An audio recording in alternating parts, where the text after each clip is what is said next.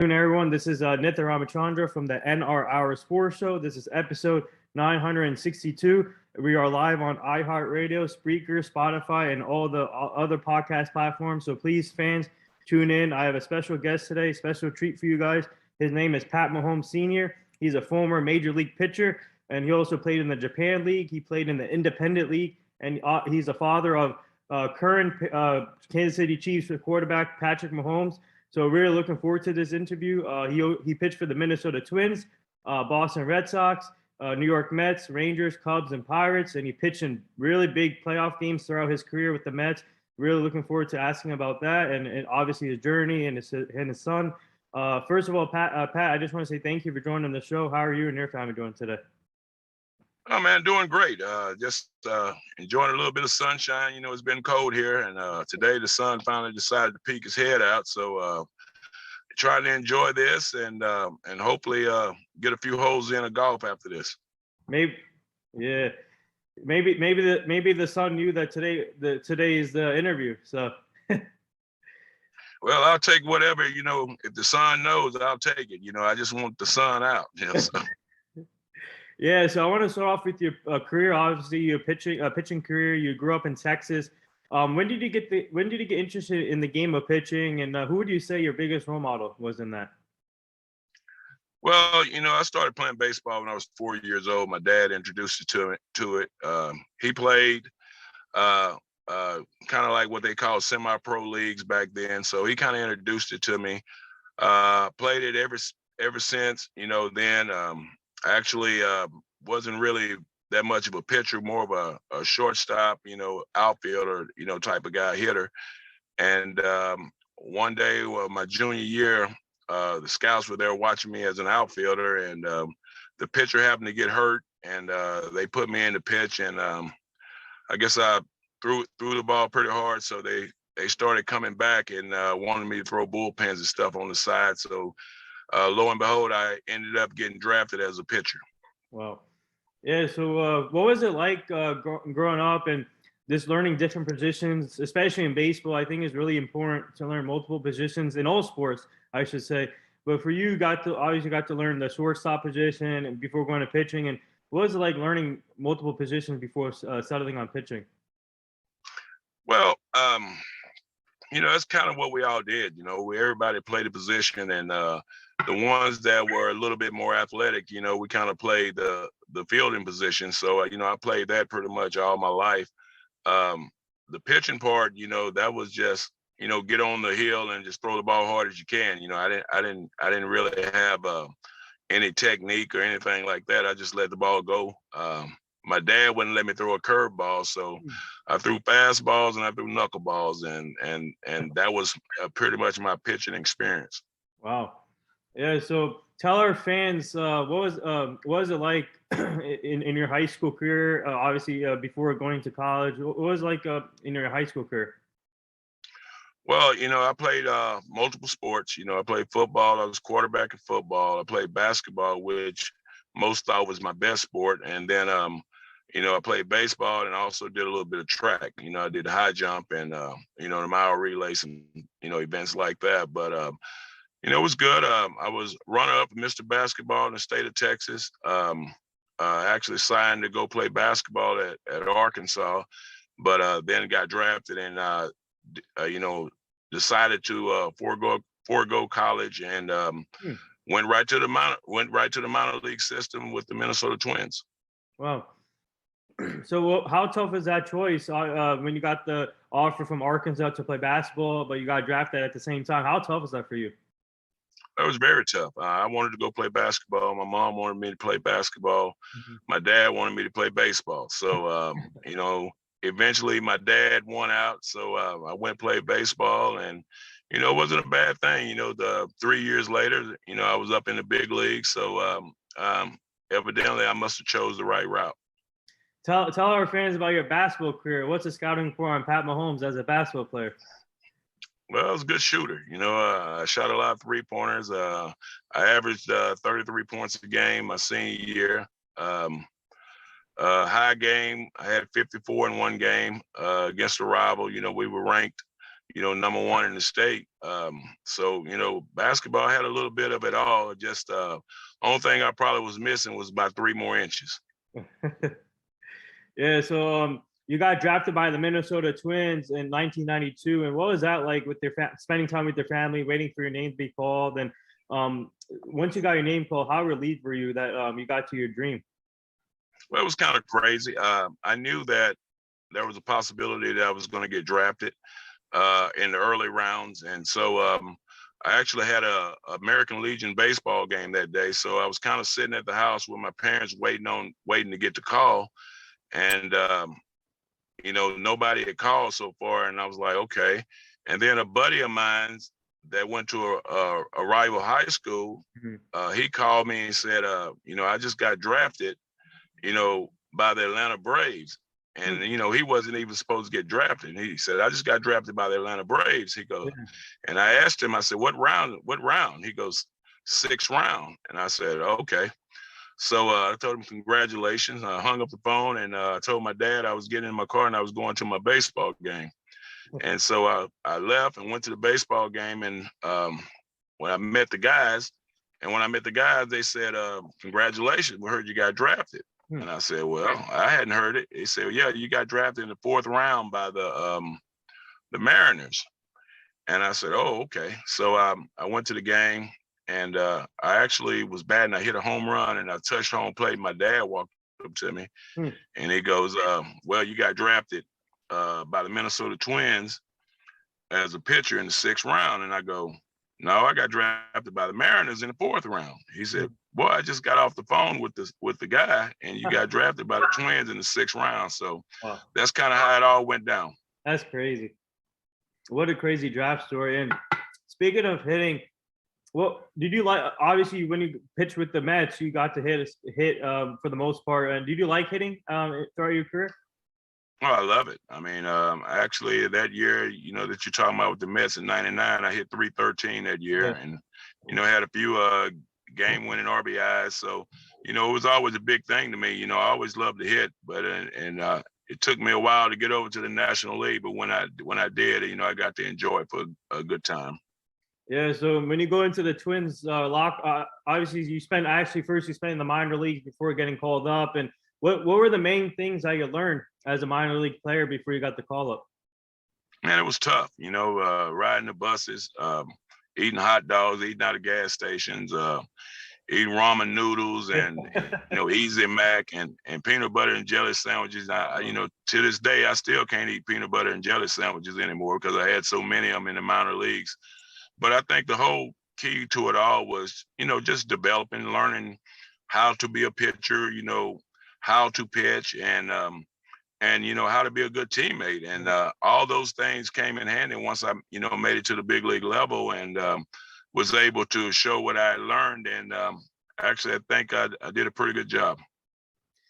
Yeah. So tell our fans the moment and the day, and when you got the call up from the Minnesota Twins. You made your debut in 1992. What was that like for you and your family once you got the call up? Well, actually, I started in '91. I was in Double-A, and I thought I was going to get called up at the All-Star break, but they ended up sending me to Triple-A, and I pitched there for a while until the season was over, until the playoffs were over. And they didn't actually call me up, but they did call me to Minnesota so I could work out with the guys. And that just so happened to be the year that they won the World Series. But the day that I actually made the roster was in '92. I went to my first big league camp, and we had one position open and 5 guys competing. And the manager, Tom Kelly, told us whoever pitched the best was going to get that position. And I had like a 1.1 ERA in spring training. So at the last day of spring training, they told me that I had made the team. Wow. Yeah. Once you made the team, you got to play with great players like Kirby Puckett. What goes to your mind when you see players like that, when you get to play with Kirby Puckett? And you guys had a talented roster that year too. Well, I mean, first of all, I was joining, the World Series champions, so that was crazy and except. But then you see Kirby Puckett, Ken Herbeck, Scott Erickson, guys of that nature that are on your team and your teammates with them. And I knew them all, so it was kind of surreal, being out there on the field with them. But I think the most important thing about it was they were all good guys, and they were all able to, share the knowledge that they had learned while playing up there, and I think it helped me out a lot. Yeah, and also, I'm just curious. Hey, you spent 4 years there in Minnesota, and that's where you started your family too. Obviously, when your son was born and you got married, and what was that like starting your family, the team that drafted you? Well, I mean, I actually didn't get married till later on, but I did have Patrick in my third season. That was in '95, and me and his mom, we lived together and everything, and it was crazy. I always wanted a son. I got a son, and I just knew that he was going to be an athlete. So, I just tried to do whatever I could to let him soak in everything and let him see. As soon as he was able to, I was, taking him to the clubhouse every day, letting him, get used to the culture and the situation. And it was just one of the best days of my life, once he was born. Yeah, so you made your debut against your hometown team, the Texas Rangers. You went 6 innings, but you didn't get the win. But what was that like making your major league debut on the mound? Went 6 innings against your hometown team. Well, it started off a little rough. I walked the first 2 batters on 8 strikes, but you know how the umpires, they test you when you're a rookie. And then I got the next 2 guys out. Then I gave up a 3-run homer to Juan Gonzalez. But after that, I settled down. I only gave up 1 more hit. So I pitched 6 innings and gave up 3 runs and I ended up getting a no decision. But, it was crazy. It was the ESPN game. It was against my hometown team. My dad was in the stand. My best friend was in the stand. So, it was pretty cool. And you got your first win against the Seattle Mariners, the team that everybody thought you got drafted from. But what was that like getting your first win out of the way against Seattle? It was crazy, facing Ken Griffey Jr., pitching against Randy Johnson, guys that I've been watching on TV, been playing video games with, them out there, and then to be on the same field with them, and then to have a chance to beat Randy and to beat the Mariners, who were pretty hot at the time. They were a pretty good team. So, made me feel like, I belonged a little bit, and I just, went from there. Obviously, sports is for players. A lot of players move from team to team. It's a business and sports. And for you, you spend time with a lot of teams. And did you ever think to yourself, maybe I could have spent your whole career with the Minnesota Twins? Well, I wish that would have been the case, but it was a situation where, it's probably best for. I had done some good things there, but younger players seem to have a harder time there in Minnesota. So I got traded on the trade deadline to the Boston Red Sox, and that was a good move for me at the time. Yeah. So speaking of Boston, what was it like playing at Fenway Park, playing in the AL East? You got the Yankees, Blue Jays, Orioles, tough division. And what was it like competing in the AL East in Fenway Park? Well, it's historic, and of course, the great rivalry with the Yankees, that was crazy. Fenway Park is unbelievable. Everybody should get a chance to experience it. As a home player, you get to see it 81 times a year. So, it's outstanding, all the little quirks and the little, nuances that go on with that ballpark. But competing in that division, that you're playing against the best, and that's all any athlete can ask, is to go out and compete against the best competition at the highest level. And I got a chance to do that. Can you share tell our fans about some of your best moments or best experience with Boston? Probably, the best experience I had there was, us and the Yankees competing in '96, for that last playoff spot in the games, those games. I actually got to save a couple of those games, and I remember striking out Cecil Fielder to end the game, and for my first save with the Red Sox, and that's probably the best moment I had there. Wow. Yeah, I'm a Yankee fan, so but Yeah. So obviously after the Red Sox and Twins, you go to the Japan League, and how did that come about? And what was it like pitching in Japan? Well, I had got sent down to triple A. I got designated for assignment, and I was down there a month and hadn't given up any runs or anything, and they hadn't called me back up. So my manager there in triple A got in contact with a guy from Japan. He had played there before, and he got in contact with him and told him about me, and they came over and saw me pitch a game, and I ended up signing a 2-year contract over there to play ball with him. Yeah, so how long did it take you to adjust from the major league at that time to the Japan League, and like the language barrier, the food, and the culture, and obviously the time difference and all?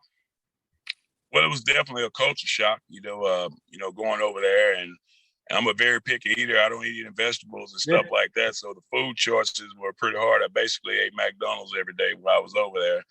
And I taught the cook at the field, I taught them how to make spaghetti. So they made me spaghetti every day. So that was pretty much my diet. As far as the baseball part of it, it was pretty much the same game. They just got, a little different, rituals and stuff they do. But the stadium is packed. I mean, it's like being at a high school football game or a college football game with the music and the bands and the flags and all that. But I had a really, really good time over there, and we actually end up winning the Japanese World Series my second year there. So, wow. I really had a great time over there.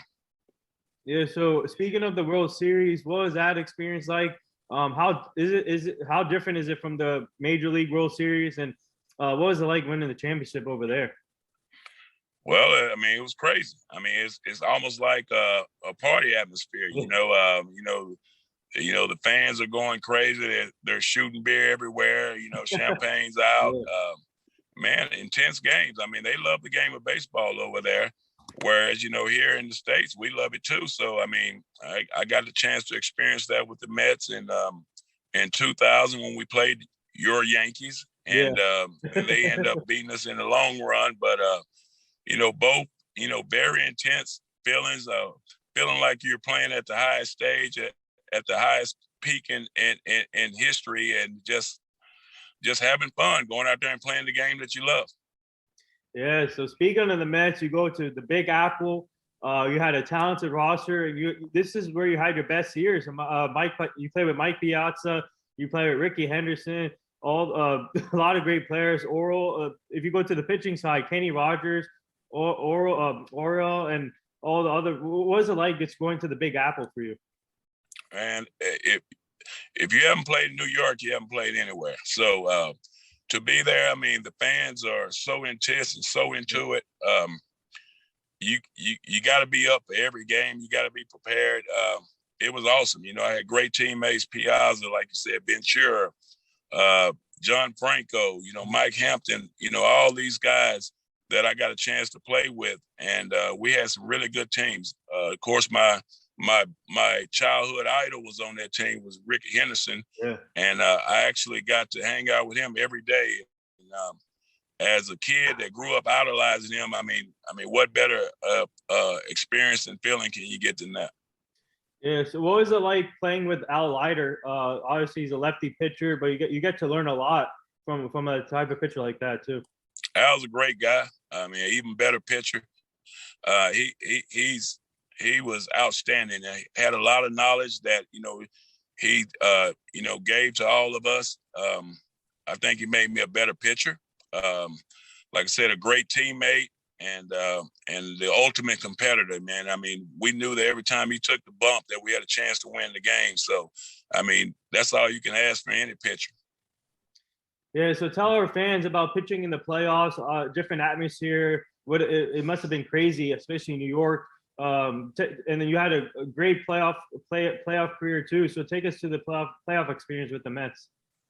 Well, we were playing our rival, the Braves, and it was very intense. I mean, that's when the Rocker situation was going on, and playing against them, then going to their place and playing, and for me to get the opportunity to go out there, I think I pitched in 4 or 5 out of the 6 games, and I threw the ball really, really well. But, just knowing that, everybody is counting on you, to do your job. And as long as you can go out there and do your job, that your team's going to have a chance to win. And to do that with 60,000 people in the stands, I mean, is such a gratifying feeling. What would you say your best moment was, or funniest moment, best experience in New York for you in your career?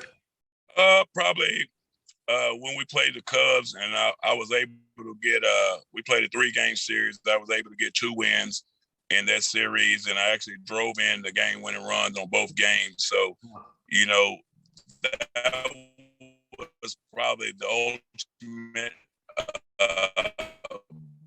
in New York. I mean, that's just unbelievable moment.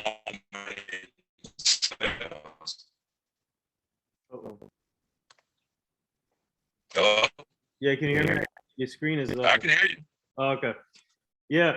So speaking of, what was it? Did he get a nick throughout your career? Did he get it? Did players give you a nickname when you were hitting? Oh, no, they didn't give me a nickname when I was hitting, but I was always Silky P. That's what they always called me. So that's kind of what stuck. Lenny Harris, when I was with the Mets, he used to call me the glue. He said I was the glue. I was the one that kept everything together. So, we had little nicknames like that. So, but we all had little sayings and stuff. But the glue and Silky P was pretty much all for me. Yeah, so it's rare to see two-way players now. I want to get your thoughts on Shohei Ohtani. What do you think of him? Oh, he's awesome. I mean, it's something that we hadn't seen since, Babe Ruth.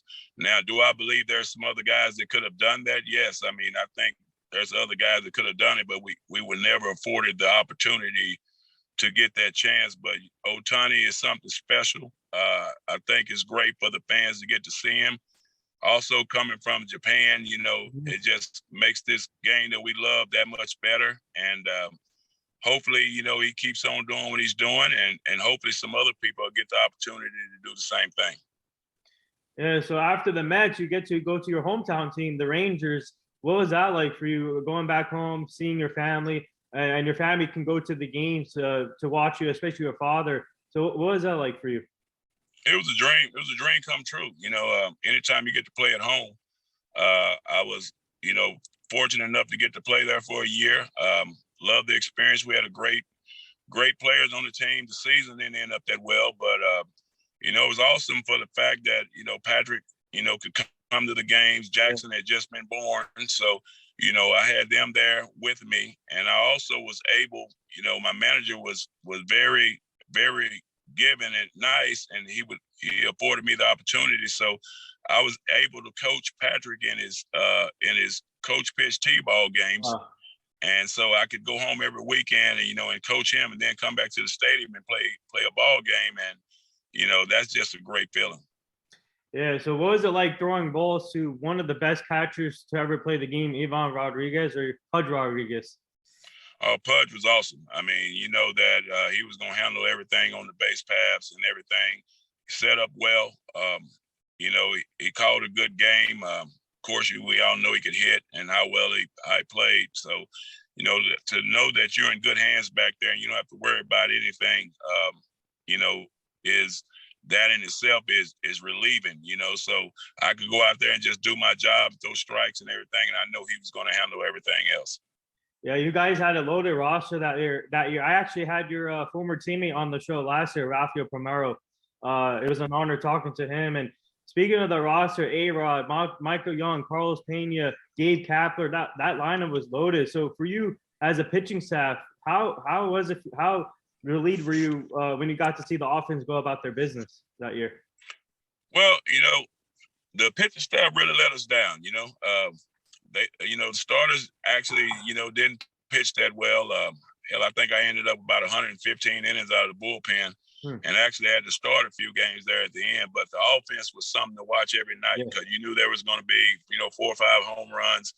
You didn't know who was going to hit them. A-Rod, I think he hit 52 that year. Mm-hmm.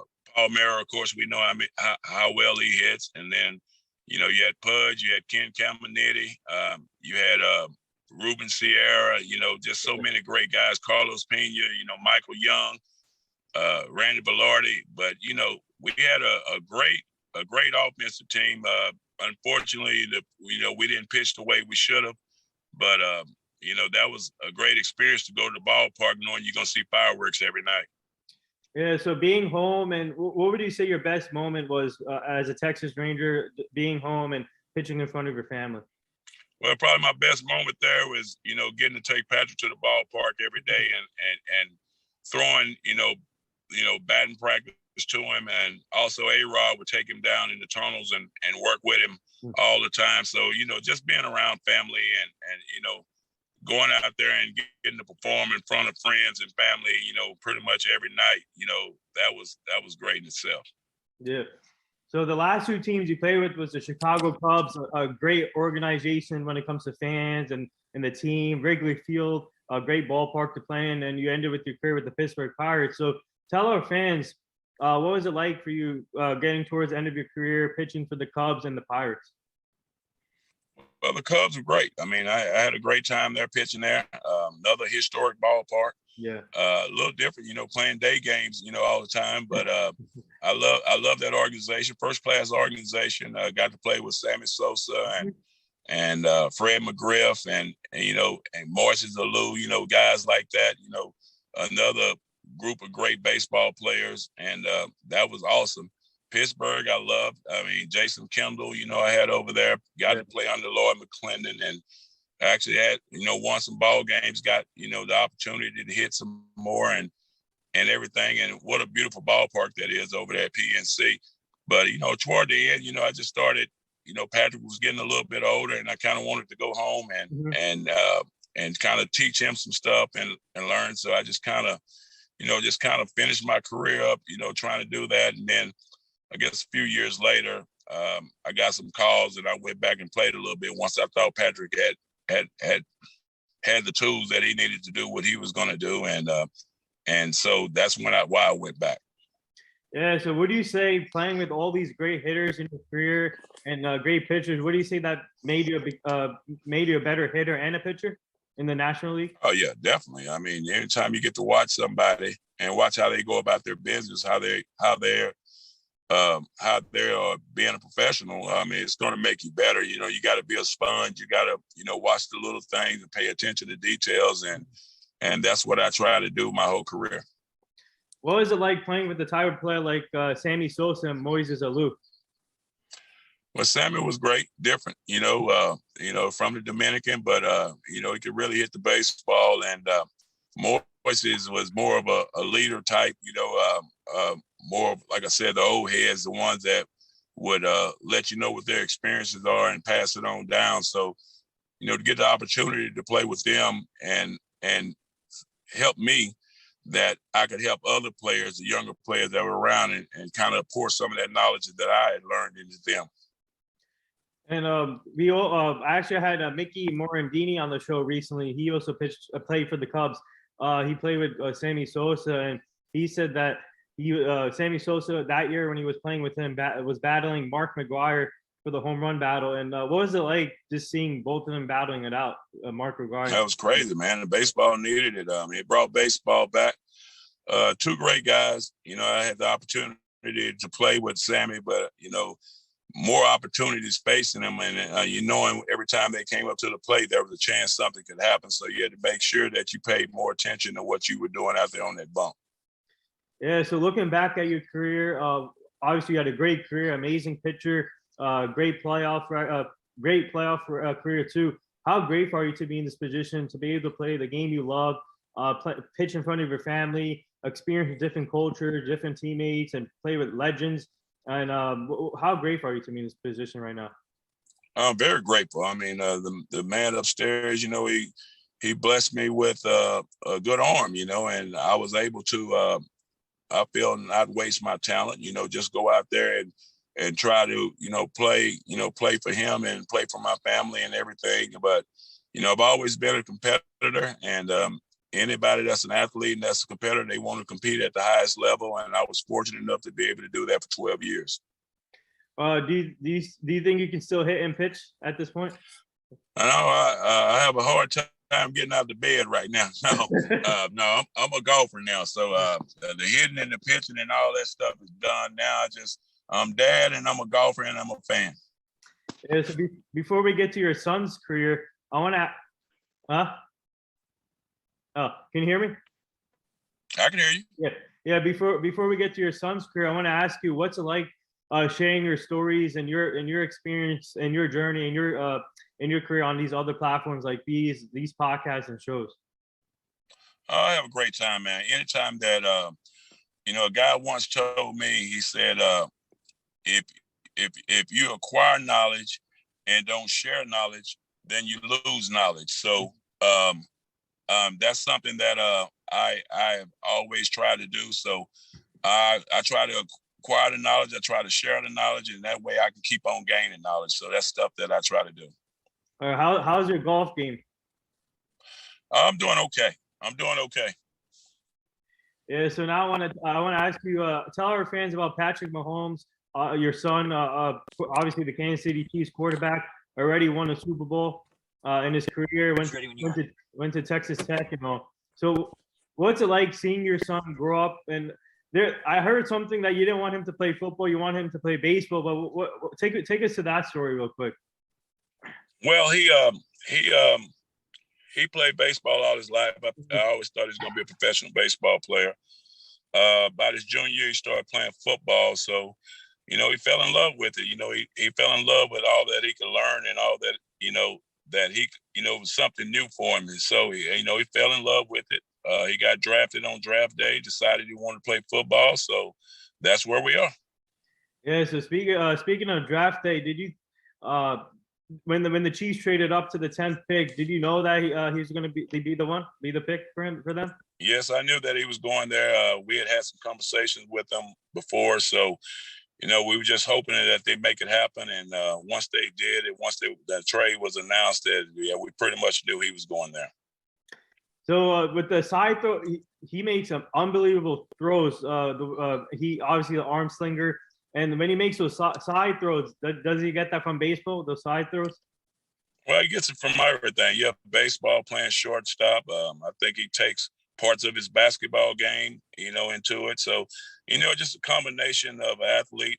We have a saying that I've been saying to him since he was about 6 years old, and I tell him that players make plays. So what he's doing out there, he's just trying to make a play. And fortunately, everything has been working so far, and we just got to keep it going.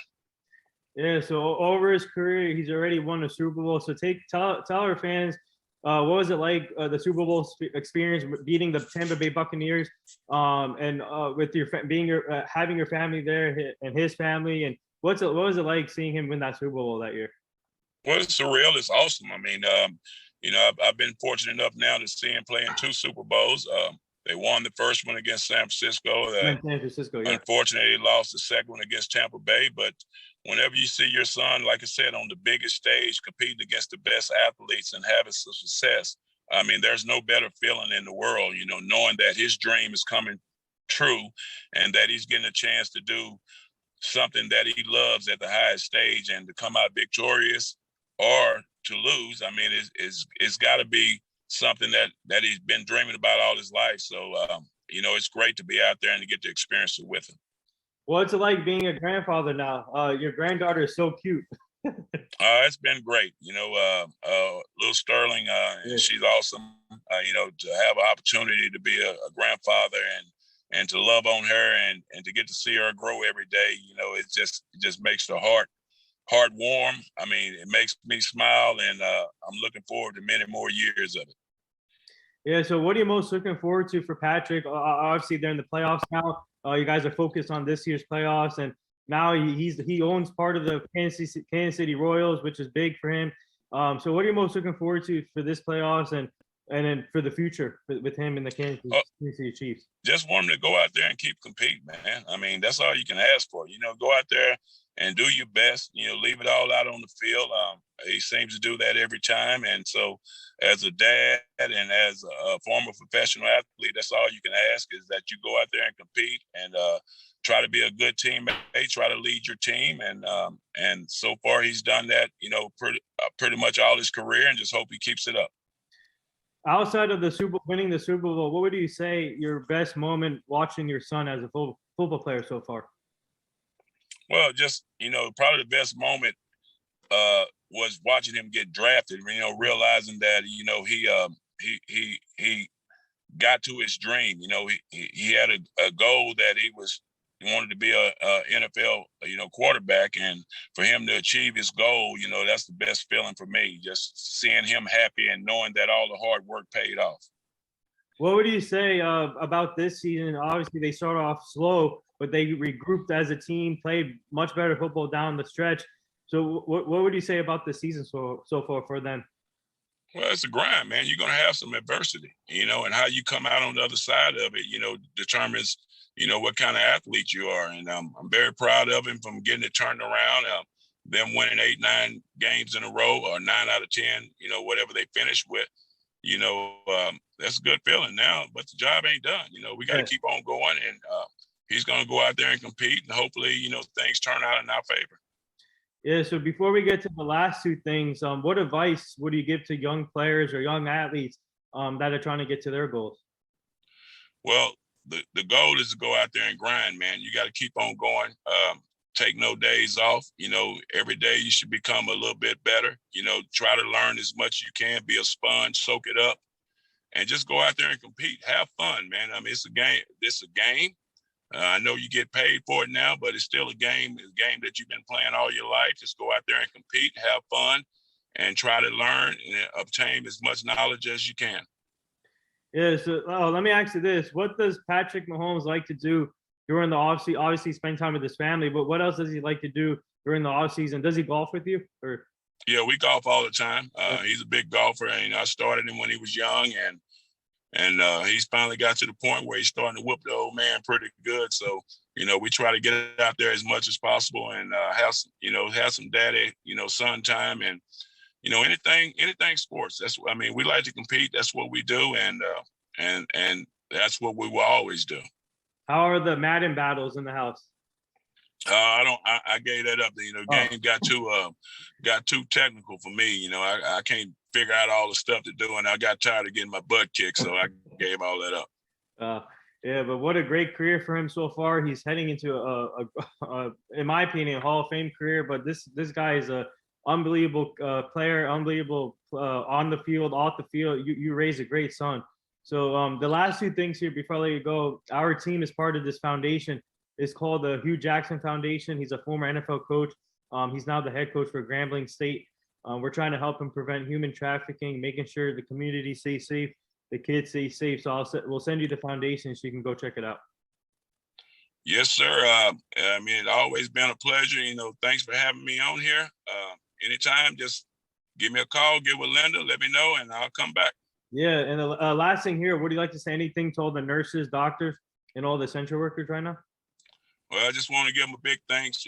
We know that you're out there on the front line, and we wouldn't be where we are, without you. So a big thank from me, a big thanks from the Big Mahomes Show, and just keep on doing what you're doing. Let it be known that you're very appreciated. Yeah. So speaking of the Big Mahomes Show, obviously you have a great show right now. And would you like to plug anything for our fans where they can find your show?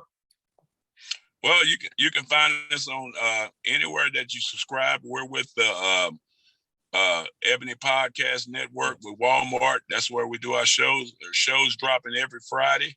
I got some great guests lined up.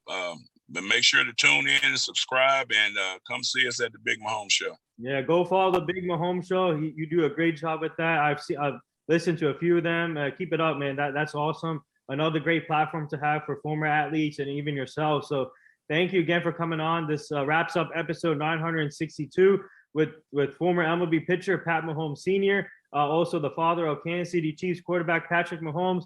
So I just want to say thank you for joining the show. This was awesome, an honor learning your story, your son's story. Keep up the great work with your show, and good luck to your son the rest of the way this season in the playoffs. We'd like to have you back on the show, obviously, and to meet the full team. So thank you again, and stay safe. Thank you for having me. No problem.